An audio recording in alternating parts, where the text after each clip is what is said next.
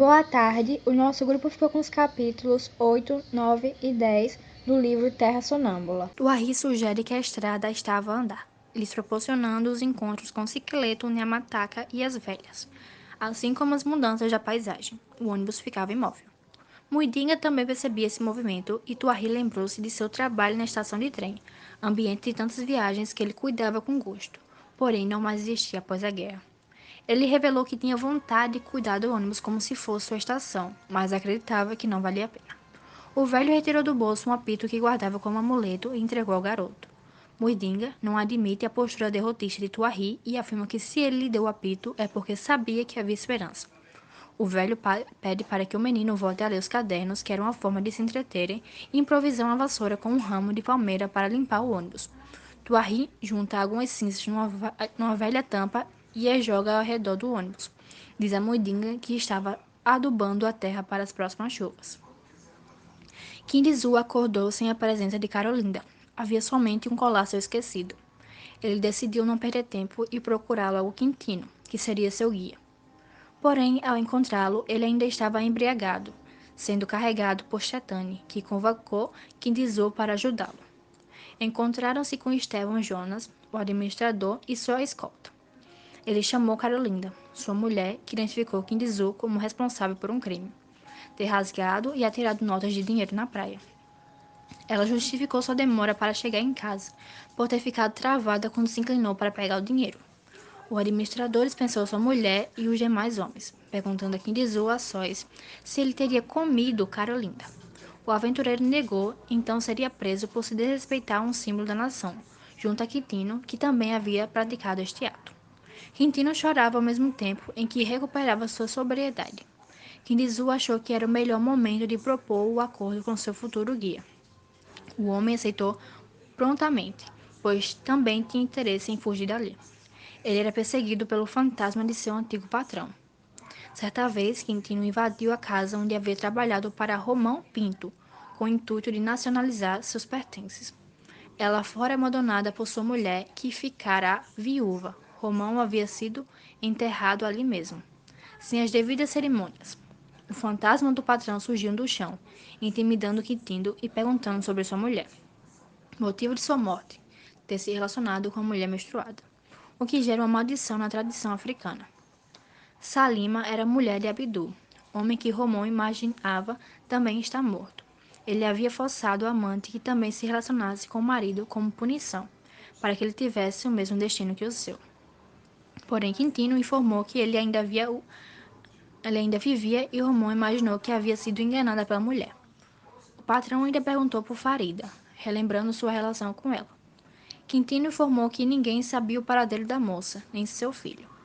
Romão exigiu que seu empregado lhe desse mais informações, que chamasse sua esposa, mas Quintino negou.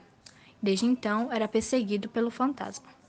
O guia estremecia ao contar esta história e Kindizu estava ansioso para deixar aquele lugar. Carolinda apareceu e libertou os dois, confessando a seu amante que inventará aquela história para não deixar que ele partisse, mas concluiu que ninguém merecia ficar preso àquelas terras e também seria melhor mantê-lo longe possível.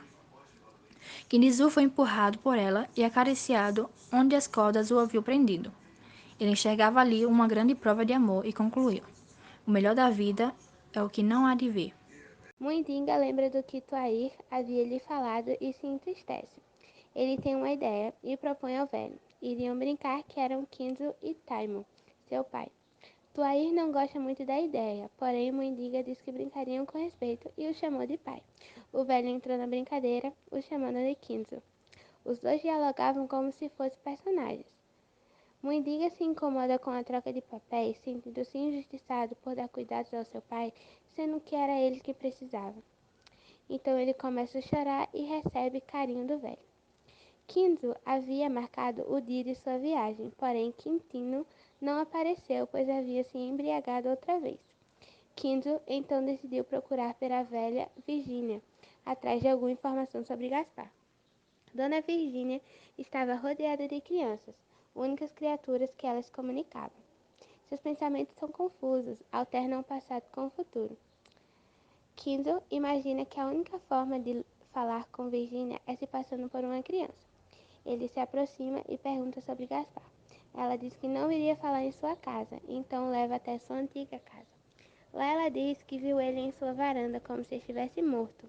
Iria enterrar o garoto, porém combinou com as crianças de deixarem ele no poço, que estava vazio. Em um dia de chuva, o poço encheu e o garoto pediu ajuda. A velha parou de falar, então Kinzo perguntou o que aconteceu depois. Ela disse que ele fugiu. Gaspar sabia sobre a tia Euzinha e provavelmente foi viver com ela. Virginia decide voltar para casa para alimentar seus sapos e recusa a presença de Kinzo. Ela só gostaria de ser vista com crianças. Tuaíra admirava a paisagem ao redor e via como ela sofria modificações com o tempo. Agora, em frente a um pântano, escuta um barulho de água do mar. Mundinga quis ver mais de perto, então os dois seguiram para o lamaçal. No outro dia, Tuaí estava com as orelhas inchadas causadas por picadas de mosquitos e começou a sentir febre. Dizia que não estava se sentindo bem devido ao barulho de pássaros, mas Mundinga não enxergava nenhum. Mundinga caminhava pelo pântano de forma monótona até encontrar umas graças e escutar o som de uma flauta, que era tocada por um pastor que, ao se aproximar, conta uma história. Ele possuía um boi que estava com a visão fixa em uma garça e não respondia aos comandos do pastor. Então, certa noite, o boi começou a mugir para a lua cheia e reduziu de tamanho até virar uma garça. Logo após o fim da história, Muindiga se despediu do pastor e foi se encontrar com Tuaí. Ao se encontrarem, o velho deu a ideia de construir um barco para remar até o mar. Com o barquinho já em águas cercadas de areia, Tuaí pede a Mundinga para se deitar ao seu lado e aquecer seu corpo. Sem a ajuda de Virginia, Kinzo procurou Quintino para buscar a tiazinha. Ele lembrou o aventureiro que precisavam escolher, ir atrás de Naparamas ou atrás de Gaspar.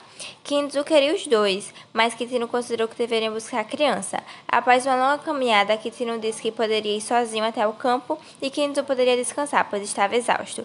Kinzo se apoiou para descansar em uma árvore que se revelou demoníaca. Ao se afastar, ouviu o canto de um pássaro. Kinzo chamou desesperadamente Taimo e, com um trovejar, a ave foi partida em dois. Ele golpeou a árvore que saiu uma voz. Era seu pai. Como estava cansado, desejou voltar às suas terras. O fantasma então perguntou o que ele escrevia no caderno. Então ele respondeu que era algo que ele sonhava. Logo em seguida, Quintino chegou espantado, pois encontrou várias pessoas famintas em meio aos destroços. Kinzo foi até lá e se encontrou com a tiazinha, que perguntou sobre a sobrinha Farida. Kinzo deveria se preocupar em encontrar Gaspar, pois foi levado para outro campo de refugiados. Enquanto isso, passaria uns dias com a tiazinha. À noite, os aventureiros estavam incomodados com os esconderijos e decidiram sair para caminhar. Kitty avistou uma bela adolescente e Kinzo surpreendeu com Carolinda. Ao se encontrarem, Carolinda disse que a Jotinha não era uma boa companhia, então Jotinha o chamou para dormir no abrigo que guardava mantimentos. No meio da noite, Kinzo sentiu uma mão acariciar o seu corpo e viu que era Jotinha. De manhã, Quintino ajudava a tiazinha a pegar lenha, mas a mesma fazia questão do trabalho. Carolinda, sobre os que chegariam refugiados, então, teve a ideia de distribuir os alimentos ali estocados. Chegando ao centro do campo, perceberam muita agitação. De manhã, quando o fogo foi aceso, as panelas começaram a rachar, sinal de que alguém namorou na noite, o que era proibido. Suspeitaram de Quintino, então mandaram ele e Kinzo para longe. Kinzo encontrou Jotinha em meio a arbustos, e sendo que ela estava com um arame farpado ao seu redor.